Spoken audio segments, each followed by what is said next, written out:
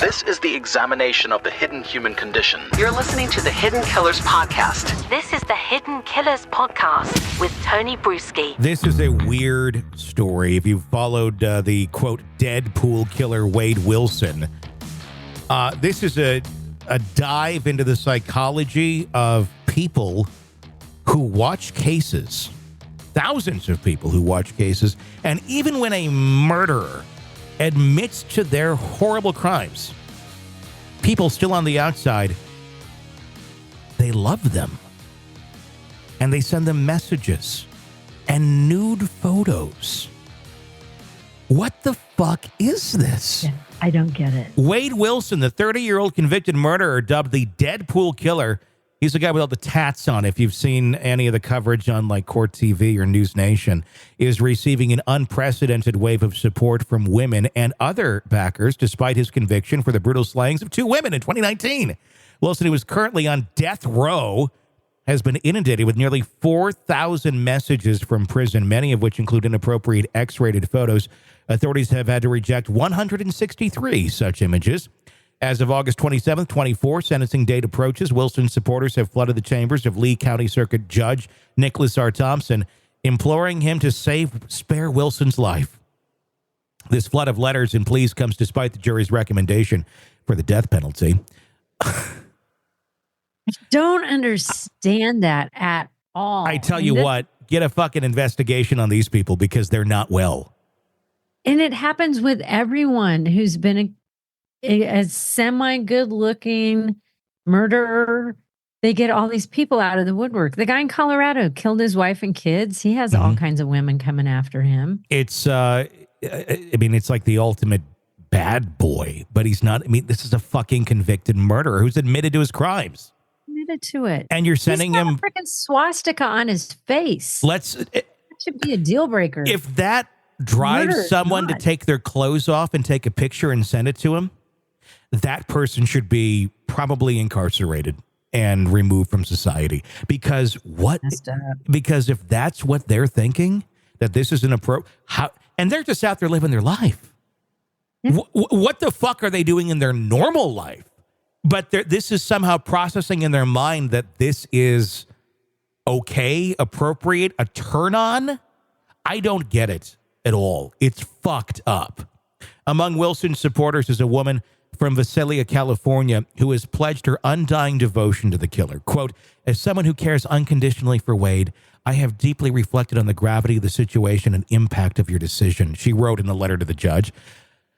Another supporter, a month or two, argued that Wilson has changed since his incarceration. Quote, if you look past his tattoos to his face structure, since being in prison and medicated, he's healthier, she wrote, suggesting that his current appearance is an improvement. Change anything he did. They should fucking release all these letters and the identities of these women. They should publicly put it out there and go, hey, by the way, everybody. So if someone's like, and seriously, they should do this. Why? Because here's the deal. In the world of dating today, I'm out there in it. You do background checks. Good idea. If you can. And you do a little bit of Googling. And you know what? If you put this out there of, look, this person sent this to this prisoner, and here's their fucking letter, and you just start, going on a date or two with a person, they seem kind of normal, and you're like, oh, I got their last name. I'm just going to type it into Google and see what happens. And this shit comes up, they should be fair warned. You don't want to find this out like months into a relationship or years into a relationship going, you did what? Oh, I just thought this or that. You ever thought this or that? There's something seriously wrong with you. And people can hide shit pretty well. I implore the system to put these letters out there publicly. I don't see why you couldn't. It was sent to a prison system that's all subject to being looked at and investigated. Fucking throw it out there. Yep. However, legal. I am so with you.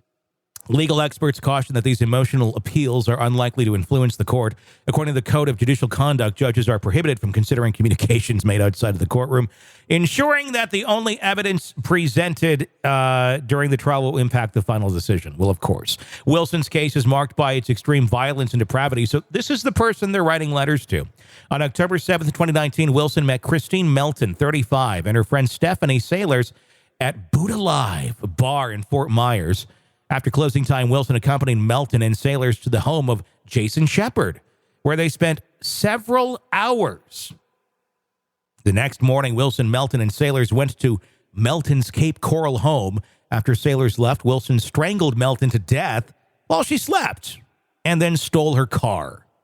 For no reason. So you decided this is the guy you want to write letters to and he's changed?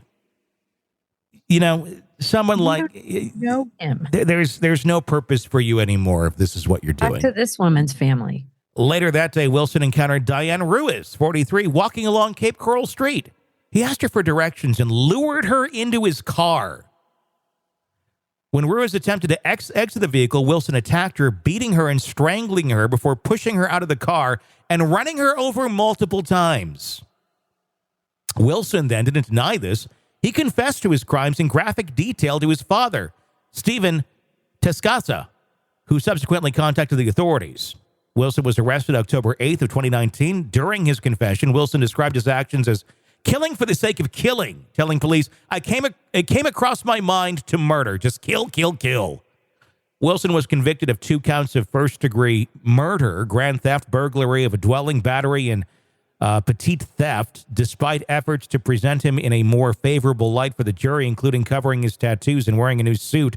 The jury recommended the death penalty for both murderers on June 25th of 24. This recommendation came after a trial phase where jurors considered both aggravating and mitigating circumstances. In a shift from previous Florida law, which required unanimous jury recommendations for the death penalty, a new statute signed by Governor Ron DeSantis in April 23 allows for a death sentence recommendation with as few as 8 jurors voting in favor. I'm not a fan of DeSantis, but you know what? I agree with him on that. The jury in Wilson's trial voted 9-3 and 10-2 in favor of death, making their recommendations a significant legal step toward a potential execution. Wilson's sentencing, initially scheduled for July 23rd to 24, was delayed after his attorneys requested additional time due to scheduling conflicts with 2 court-appointed mental health experts.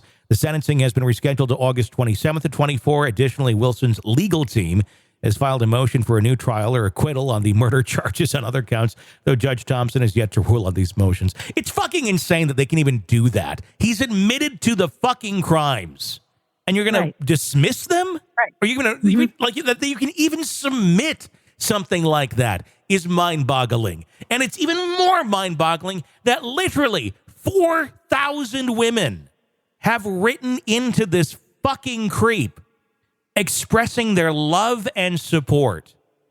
Again, I'm telling you, release the names and the letters of all 4,000 women because you will be saving 4,000 men the problem and hell of getting in a relationship with these people at some point in time, because they will present as normal out in public, at least a good chunk will, and they will get into that relationship, and hopefully they'll Google, and they'll discover what they did.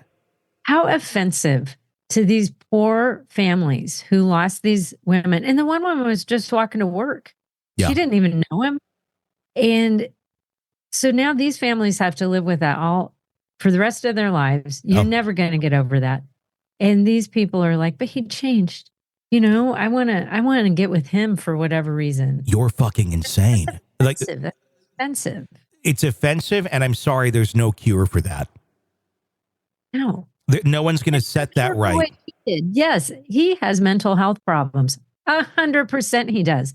A normal, well-balanced person doesn't do that shit. And so do all these 4,000 women. He has to pay for it. It's just kind of like you see something, you say something. You're writing into someone who did this shit and expressing your love. That see something, say something. That person should be put away too. They're not safe. And at the very least. Dating apps away from him. warn the rest of society. Sick of the ads? We are too. Start listening with no commercials now and get access to all of our episodes in advance of everyone else. Become a True Crime Today Premium Plus subscriber on Apple Podcasts. Search True Crime Today Premium Plus on Apple Podcasts or go to our podcast page and sign up now. True Crime Today Premium Plus. Sign up now.